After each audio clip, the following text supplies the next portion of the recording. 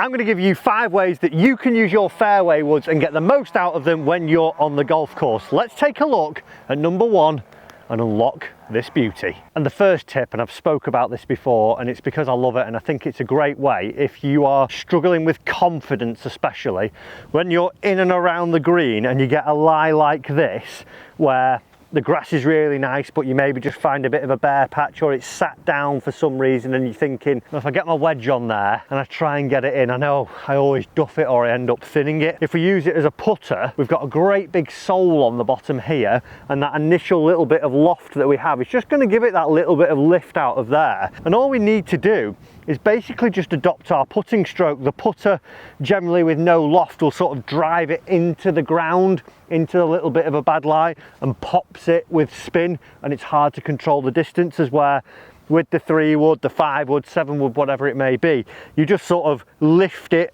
up out of that initial trouble and then it gets on its normal journey like a putter would. So simply just grip right down to the bottom of the grip, maybe adopt your putting grip, and from there just get a bit more upright from your normal putting stance. But then just imagine, what would it take for me to put this golf ball down towards the flag? And once you're in, ball pretty central, from there it's such an easy shot and a great one, like I say, if you're lacking in confidence, just to get the ball rolling towards that flag.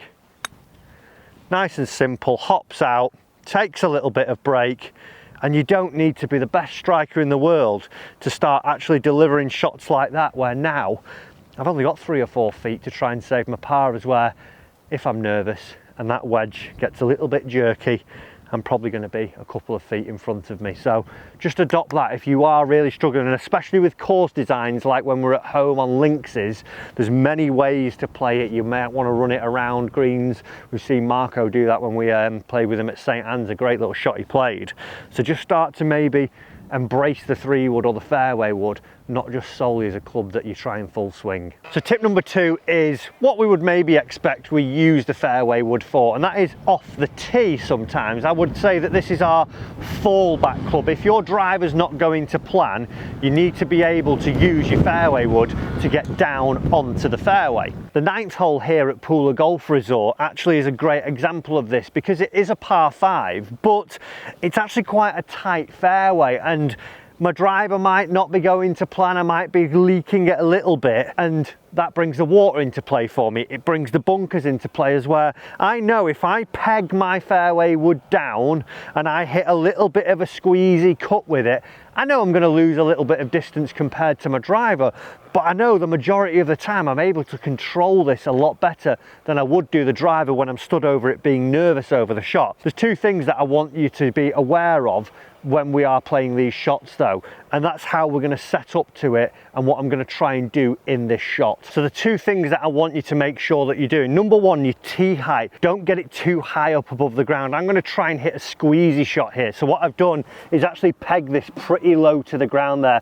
Almost just think that you can maybe just get the tip of your finger underneath here. You don't want to be able to get all your finger underneath, so just make sure it's low down to that ground. Secondly, just make sure as well that you've not got it lined up too much in line with that front foot. Just have it back maybe a ball as you're going through. And then what I'm going to do, like I said, I'm going to try and hit this squeezy shot because it's my fairway finding shot. I'm not going for my ultimate distance. So what I'm actually going to try and do at this point is just almost take a little bit of a divot, feel that I just graze the ground, and then actually just squeeze it off the top of the turf.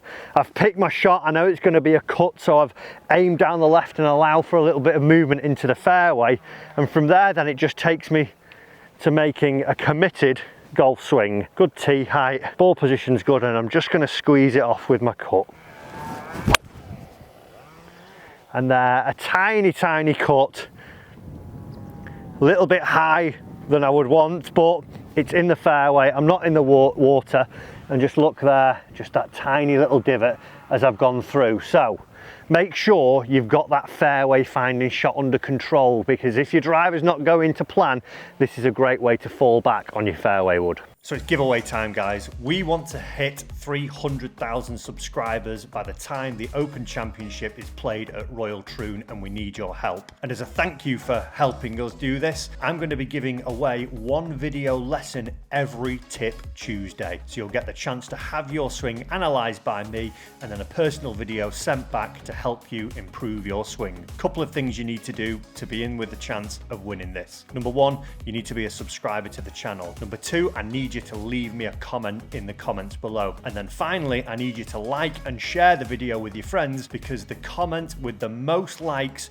will be the winner of the video analysis with myself. So make sure you get commenting, subscribing, sharing and liking for your chance to win that video analysis with me. Back to the video. So it wouldn't be a how to use your fairway wood guide if we didn't actually use it from the fairway. And the big problem I see, that when people are using the fairway woods, they simply think that, well, it's a fairway wood, I'm on the fairway, that means I can hit this club. That's not the case. We've got to get the green light to actually hit it off the fairway, because if you just come with me here, two balls, two very different scenarios, only a foot apart. One where I wouldn't dream of hitting it, it's just pulled up towards the back of a divot here, and as we see, as I put the club down, the whole club head pretty much engulfs the golf ball. It's almost sitting on top of it. On a nicer lie, as we sit down to it, you can almost see that the ball looks like it's up on a T-peg. So we've got a green light here, and this is a get something with a bit of loft on it, maybe an iron, to actually get it out of there. So firstly, just be aware of the lie that you are on the fairway, because that dictates whether you can actually use this. The lie is the key to actually getting a good fairway. Same when we get in the rough. If it's sat down, don't use it. If it's popped up on a nice bouncy little bit of rough, get going, it's time to do it. Other thing I want you to be aware of, we want to try and use the sole of this club. There's a lot of weight down at the bottom here, and there's a nice sole for us to actually brush on the ground. A lot of my lessons, when we think of hitting fairway woods, they're almost trying to lift the golf ball up off the turf and almost have no interaction with the ground. That's not going to lead to good strikes. Just try and imagine that you're going to take a tiny little divot every time that you play your fairway wood. So as long as you've got the green light to hit it, that's the first thing.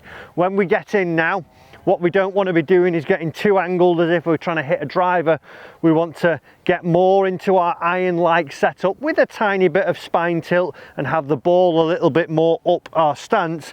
But from there, the big key that I'm going to do, and what you'll see a lot of tour players doing before they even hit a fairway wood, is actually have a practice swing where they try and just cut the grass like that. So each time, cut the grass. Get into it, and when you're over this golf ball now, you know you've got the green light to hit it. Be confident, and in your mind, all you want to do is take that golf ball and you want to cut a little bit of the grass. Oh, nice there, popped it up. The tiniest bit of grass, and I'm away there. So think about that. Are you safe to use it? And get cut in the grass. It all needs cutting. For tip number 4, you join me in a place where I would imagine a lot of golfers have found themselves, and that is in amongst the trees, in the trouble, whatever it may be. And this is where a fairway wood can come in handy, depending on how the lie is and depending on what the canopy of the tree is. Here we see that it's really low. I have got a gap, but I've got a bit of distance to cover as well, and this is where the fairway wood can come in, because it's going to lift the ball up from this bad lie. It's going to get enough lift as well to get over the initial bit of rough, but it's not going to get up into the trees. So many times I see people hearing, oh, we'll just chip it out, and they end up getting a lob wedge and just whacking it straight up into the canopy of the tree. As where now I've got a 3 wood for me here. I've got quite a tight gap, but I can actually go about 90 to 100 yards. So a bit like our putting stance from tip number 1, I'm going to adopt a smaller stance, and I'm just going to make a small little chipping swing. And what this will do is allow me to get maybe 5-6 feet in the air initially, but it will carry it about 20-30 yards, and then it will run out to that desired distance. What it's not going to do is pop it straight up into my canopy. So when you do this again, adopt a grip that's down towards the bottom, and then get a smaller stance and just see that you make a sort of rocking like motion just to get that strike and just to ensure a bit of lift and a bit of distance. You don't have to make a full swing, it's just a little chip and a little bump forwards to get out of these sticky situations.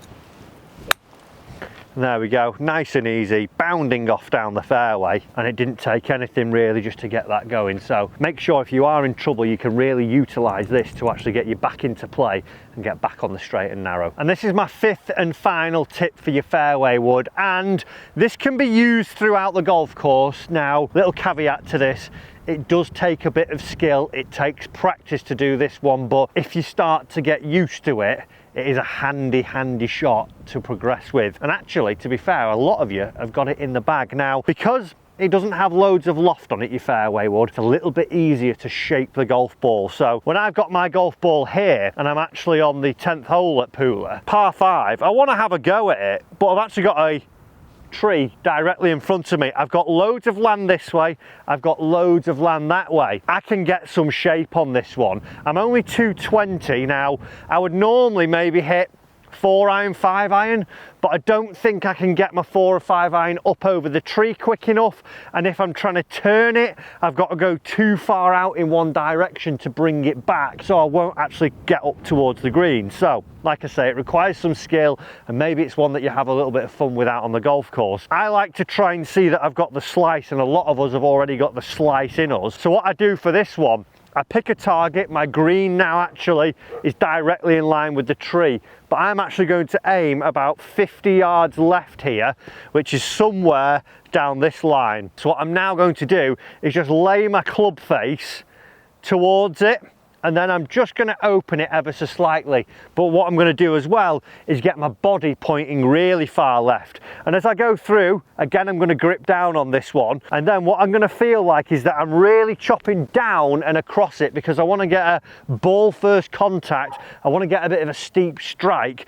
and I want to see that I sort of trap it and get some curve on it. So I'm sort of getting this low, squirty sort of shot from it. If I was playing the draw one, I would maybe be a little bit different in that I would try and sweep it and let my hands rotate through the shot and get the face closing. But for me, like I say, I want that cutty one. So if you are good at it and you think that you could utilize your slice, if you're at a position where you think, well, my 3 wood, let's call it, goes 180 and 160, but I need to get some bend on it, this is a great way to actually use it. So for me, let's get aimed, let's get this curving, and let's see if I can get it somewhere up near that green with my nice little choppy cut swing.